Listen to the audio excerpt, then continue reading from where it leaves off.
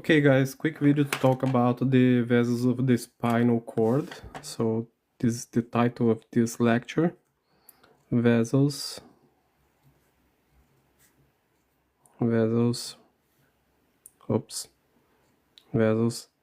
of spinal cord. Spinal cord.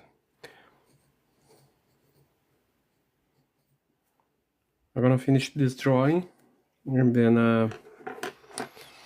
I can start talking about these small branches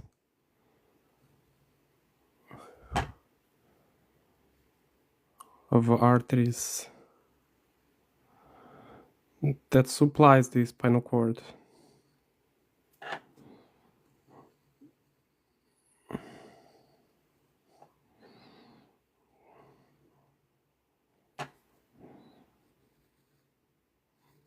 At this point you should know the name of the roots and which part is anterior, which part is posterior.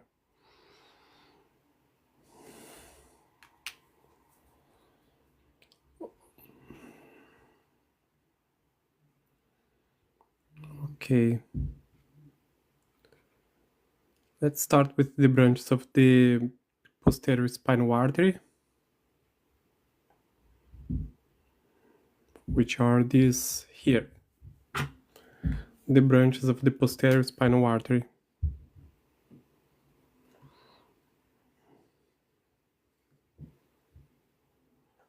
Okay.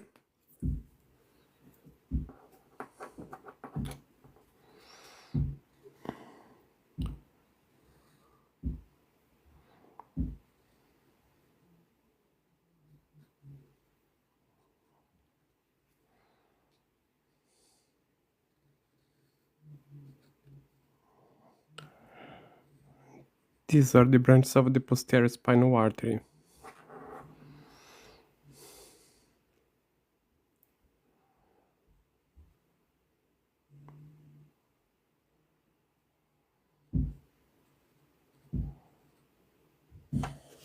Just move to the side.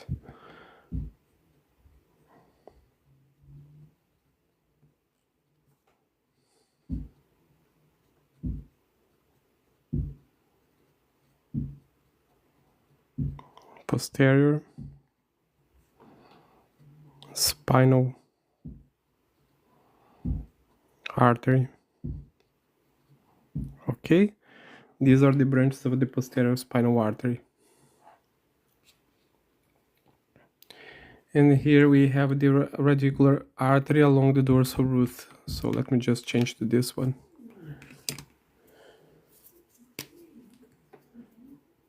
The radicular artery along the dorsal root.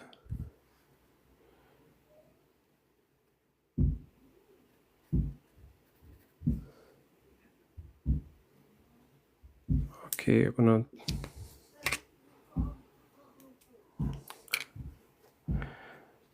radicular artery along the dorsal root. Okay, so this is along the dorsal root, and then we have here the radicular artery along the ventral root. So let me just do with this pen. Okay, so this one right here. So this is the radicular artery along the ventral root. Okay, and then we have the anterior spinal artery right here. This one is the anterior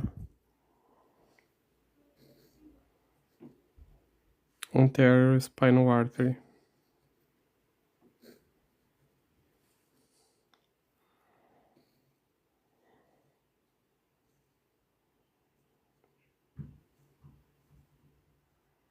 Okay, here we have the anterior spinal artery. Let me just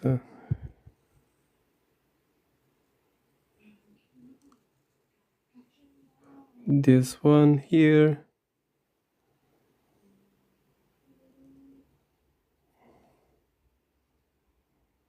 Oops. It's not perfect, but okay. And yeah, then we have this part here. I'm gonna finish this drawing later, but what I want to do now is just explain all the structures that I put here. So the spinal cord receives the blood supply from three main sources. The anterior spinal artery. Oh, I forgot to write down here. Anterior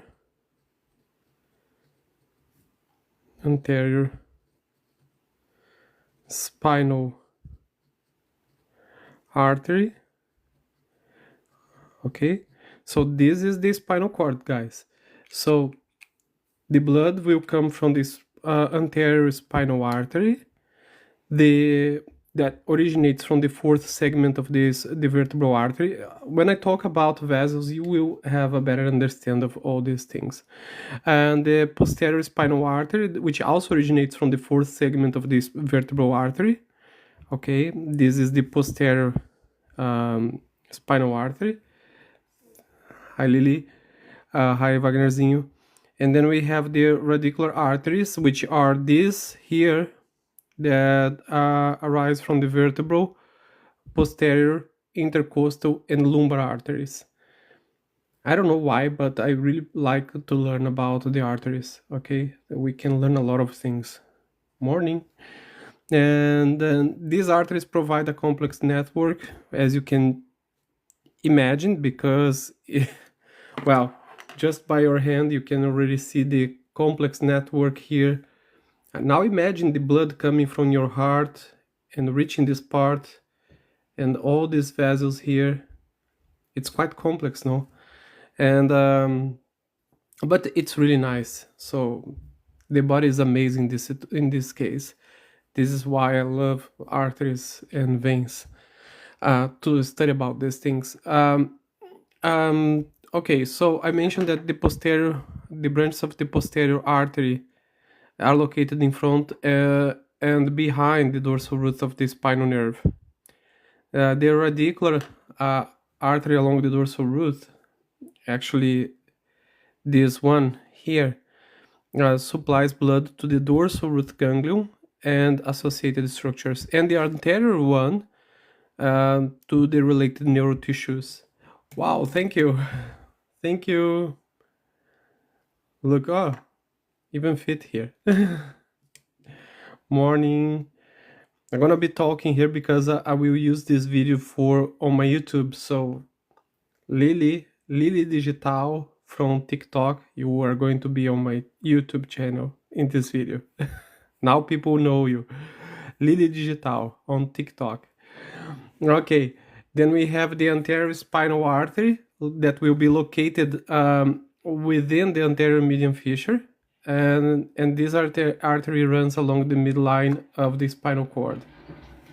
And we have a few clinical scenarios here that we can explore. So the arterial supply to the spinal cord is critical for maintaining its function, and ensures continuous delivery of oxygen and nutrients to the neurons, and to the glial cells that are located in this structure. And when you understand the anatomy and the distribution of these arteries, this will actually be really helpful, not only for us, of course, to understand more about our body, but also for clinicians, health professionals that work with health, okay? And it's essential. The understanding of these structures is essential for diagnosing and managing conditions that affect the spinal cord as well, such as ischemia, trauma, or even vascular malformations. Now, when talking about the anterior spinal artery, okay, the anterior spinal artery, okay, this one, when occlusion happens here, it will compromise the blood flow, and usually will happen. This occlusion can happen because the embolism, trauma, or even compression. And what patients might present in this situation? Patients might present sudden onset of motor weakness or paralysis below the level of the lesion. Okay, if it is at the level of L4, it will be below this level, and it will be also accompanied by loss of pain and temperature sensation due to damage of the spinothalamic tract. So the person might even lose the sensation of pain and the temperature, which is not good, because the pain is like an alarm that our body has to send a message to us to protect from any specific situation. What else? The posterior spinal artery, which is not here. Well, I'm gonna talk anyway. Occlusion usually compromise the posterior spinal artery, okay, and quite often secondary to the vertebral artery disease or trauma. And patients usually present sensory deficits as well, loss of proprioception, vibration sense, and gait disturbance due to damage to the posterior column or the dorsal column, which is the one that receives sensory information. Okay, what else? The radicular artery contributions here. Okay, radicular artery. Okay, here. The radicular artery contribute significantly to the collateral circulation of the spinal cord, and they provide additional blood supply, especially in areas where the anterior and the posterior spinal arteries cannot reach, or in a situation they might be compromised. Now, in cases where the spinal cord injury or vascular insufficiency, in case of spinal cord injury or vascular insufficiency, the integrity of radicular arteries can influence the extent of tissue damage and the recovery. Okay, so when affected, it will affect as well, influence in some way the recovery of the tissue that was damaged. And for example, robust collateral circulation from radicular arteries can mitigate the effects of ischemia. So this is another important information related with the radicular arteries.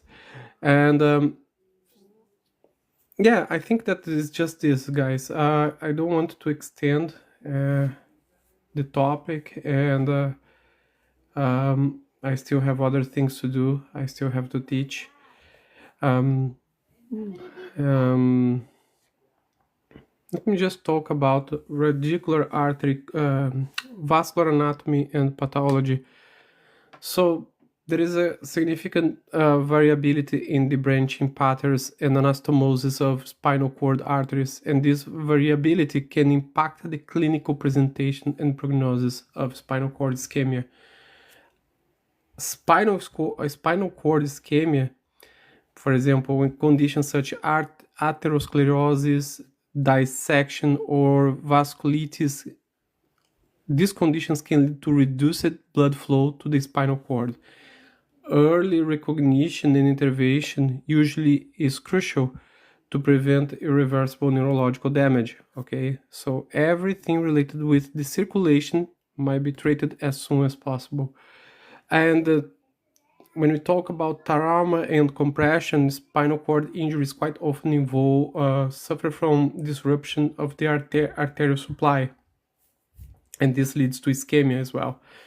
Usually surgical decompression and stabilization are essential to restore the blood flow and also minimize the secondary damage. Methods of diagnosis, angiography and magnetic resonance imaging are the most used in to map the and to understand what is happening in the arteries. And there are so many types of treatments that can be used. Of course, nowadays the technology is evolving. Bom dia, Cristal. I'm gonna finish this live in a second. Eu vou finalizar essa live e aí eu vou finalizar o vídeo, a live. Esse vídeo vai pro YouTube, ok? And then later I'm gonna make another live. Mais tarde eu vou fazer outra live, tá? Daqui umas 2 horas. Mas obrigado por ter aparecido aí. Thank you for coming. Wagnerzinho, if you can update people just to let them know. Yes, guys, this is what I wanted to share. Treatment usually focuses on restoring blood flow and reducing secondary injuries. We don't want, especially when talking about the circulation, we need to avoid, the physicians, the health professionals need to avoid secondary injuries. And secondary, when you talk about secondary injuries, we can include anticoagulation, thrombolysis, or surgical intervention to relieve the compression. Okay. When I'm talking about the secondary injuries, how to prevent, no? Yeah. So physical therapy, occupational therapy, and also other modalities of therapies are applied as well to treat these conditions. So yeah, this is what I wanted to share. I will have to leave now, and guys, thank you so much for joining, for staying here with me. Wagnerzinho, as always, during the live. Anyways, I have to finish my live now, and I really appreciate your time here with me, guys. And oh, someone dropped oh, it was Wagnerzinho. You can see that there is a box here. Just click on and grab a coin, okay? Because there's a lot of people came to the live.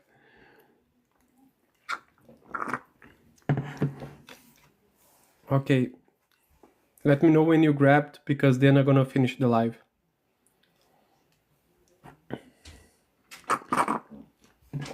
Okay, I'm gonna finish the live, okay? Thank you so much. I hope to see you in 2 hours for the lecture about medicine, traditional Chinese medicine. See ya.